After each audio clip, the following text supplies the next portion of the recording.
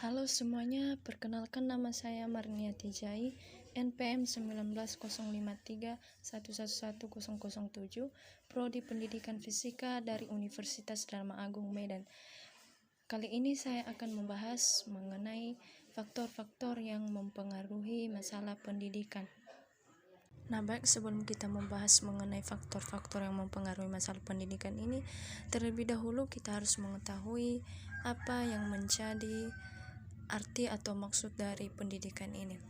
Nah, di sini kita bisa melihat pengertian pendidikan itu menurut Kamus Besar Bahasa Indonesia adalah proses pengubahan sikap dan tata laku seseorang atau sekelompok orang dalam usaha mendewasakan manusia melalui upaya pengajaran dan pelatihan.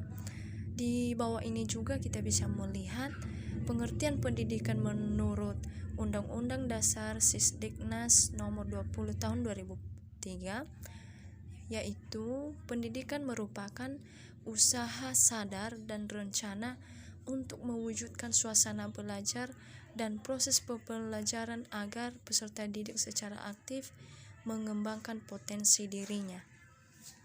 Jadi kita bisa mengetahui bahwa pengertian pendidikan ini secara umum adalah sebagai usaha sadar dan terencana untuk mewujudkan suasana belajar dan proses pembelajaran untuk peserta didik secara aktif, yaitu untuk mengembangkan potensi dirinya, untuk memiliki kekuatan keagamaan, pengendalian diri, kepribadian, kecerdasan, akhlak mulia, serta keterampilan yang diperlukan dirinya sendiri dan masyarakat. Selanjutnya kita akan masuk pada pembahasan faktor-faktor yang mempengaruhi masalah pendidikan. Nah, kita bisa melihat di sini ada beberapa faktor yang mempengaruhi masalah pendidikan adalah yaitu faktor tujuan, yang kedua faktor pendidik, yang ketiga faktor peserta didik, yang keempat faktor materi pendidikan, yang kelima faktor alat dan metode pendidikan, yang keenam adalah faktor alam sekitar. Dan berikut ini kita akan membahasnya satu persatu. Baik, ini dia faktor tujuan. Tujuan pendidikan adalah sesuatu yang ingin dicapai dalam kegiatan pendidikan. Namun dalam tujuan pendidikan ini ada beberapa jenisnya. Yang pertama tujuan nasional, di mana tujuan nasional ini berarti tujuan yang ingin dicapai oleh suatu bangsa. Yang kedua, tujuan institusional adalah tujuan yang ingin dicapai oleh suatu lembaga pendidikan. Yang ketiga adalah tujuan kurikuler. Tujuan kurikuler ini adalah tujuan yang ingin dicapai oleh suatu mata pelajaran tertentu.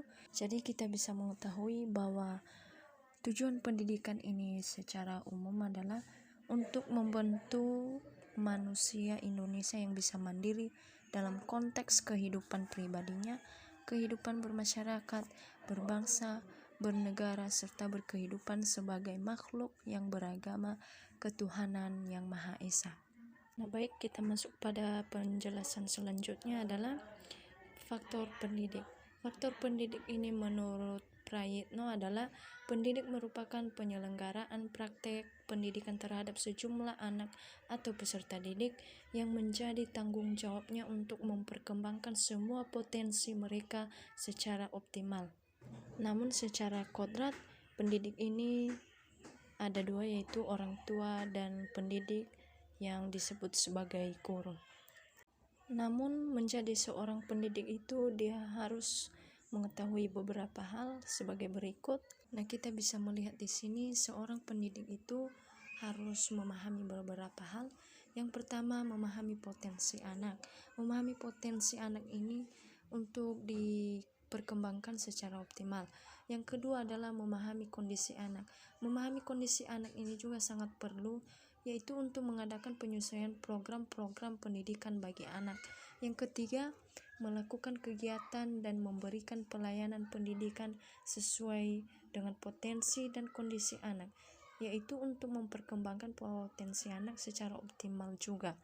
Yang keempat adalah memberikan laporan dan bertanggung jawab terhadap hasil pendidikan anak, baik itu kepada orang tua maupun ke pihak-pihak lain yang berhak memperoleh laporan pendidikan atau hasil anak tersebut.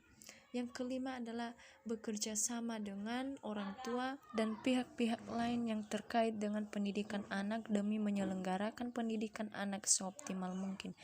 Yang keenam adalah memahami dan menjalankan dengan sebaik-baiknya segenap peraturan dan kebijakan yang dikeluarkan oleh pihak-pihak berwenang dalam penyelenggaraan pendidikan anak. Dan kemudian kita akan membahas mengenai faktor peserta didik. Selanjutnya adalah faktor peserta didik. Peserta didik ini adalah subjek atau objek pendidikan yang memerlukan bimbingan pendidik untuk membantu mengarahkannya, mengembangkan potensi yang dimilikinya, serta membimbingnya untuk menuju kedewasaan.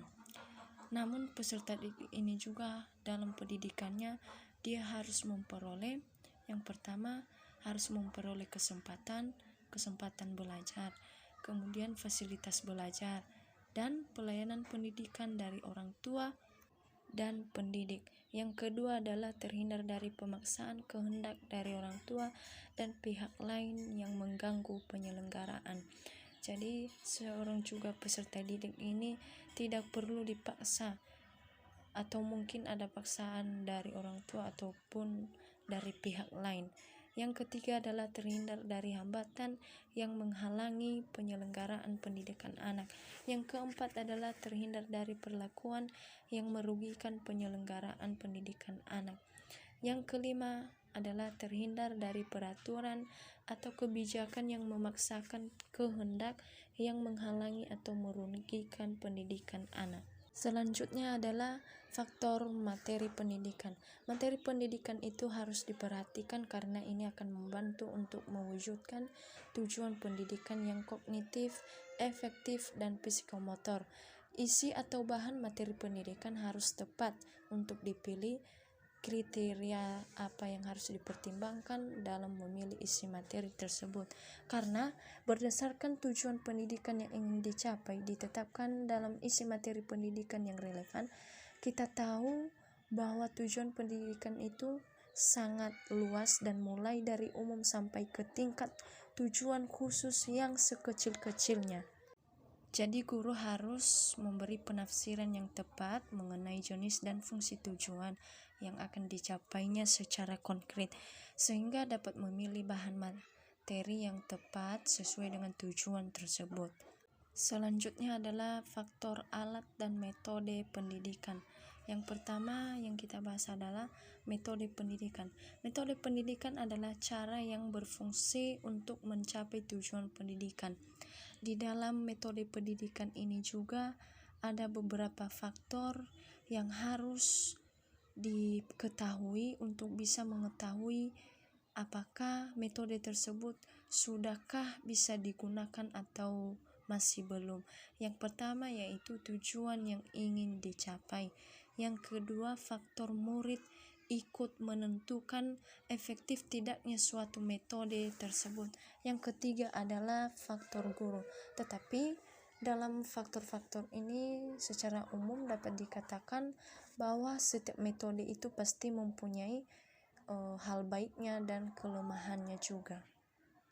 Selanjutnya adalah alat pendidikan. Alat pendidikan ini merupakan segala sesuatu yang secara langsung membantu terwujudnya pencapaian tujuan pendidikan. Namun dalam faktor alat pendidikan ini memang sangat luas sekali, sehingga perlu dibatasi dalam beberapa persoalan saja seperti yang terlihat pada gambar ini. Yang pertama, alat pendidikan dan positif dan negatif. Alat pendidikan yang positif dimaksudkan agar anak mengerjakan sesuatu yang baik. Kalau alat pendidikan negatif adalah dimaksudkan agar anak tidak mengerjakan sesuatu yang buruk. Yang kedua adalah alat pendidikan preventif dan korektif. Alat pendidikan preventif merupakan alat pendidikan untuk mencegah anak mengerjakan sesuatu yang tidak baik. Alat pendidikan korektif adalah alat untuk memperbaiki kesalahan atau kekeliruan yang telah dilakukan peserta.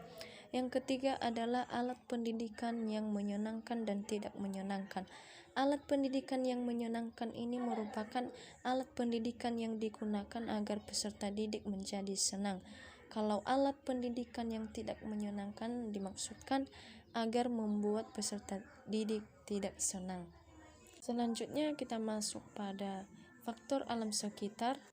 Faktor alam sekitar. Dalam faktor alam sekitar ini dibagi atas 3, yaitu lingkungan keluarga.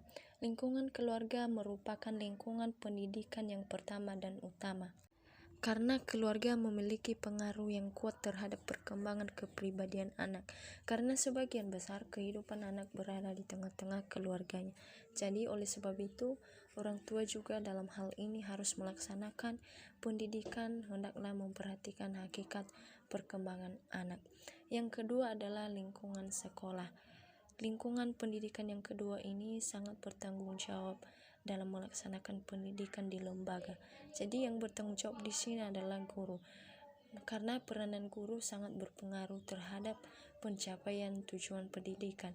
Yang ketiga adalah lingkungan pendidikan masyarakat atau lingkungan masyarakat. Lingkungan pendidikan yang ketiga ini adalah lingkungan masyarakat. Proses pendidikan di lingkungan ini adalah proses pendidikan yang terjadi di luar keluarga dan luar persekolahan. Pendidikan yang diberikan biasanya tergantung pada situasi atau kebiasaan yang terjadi di lingkungan itu. Oleh sebab itu, hasil pendidikan akan dipengaruhi oleh lingkungan masyarakat tersebut. Jadi, faktor alam sekitar ini sangat memberi pengaruh terhadap kepada pendidikan anak dengan segala sifat, kondisi, dan tempat tinggalnya. Karena di setiap masyarakat itu di lingkungannya sangat bervariasi, jadi sangat berpengaruh dan dihasilkannya pun perbedaan terhadap proses pendidikan. Jadi situasi lingkungan negatif terhadap pendidikan, maka lingkungan itu menjadi pembatas pendidikan. Oleh karena itu, wajarlah kiranya pendidik mengatur lingkungan sedemikian rupa sehingga dapat menunjang tercapainya tujuan pendidikan. Demikianlah penjelasan dari saya ucapkan terima kasih.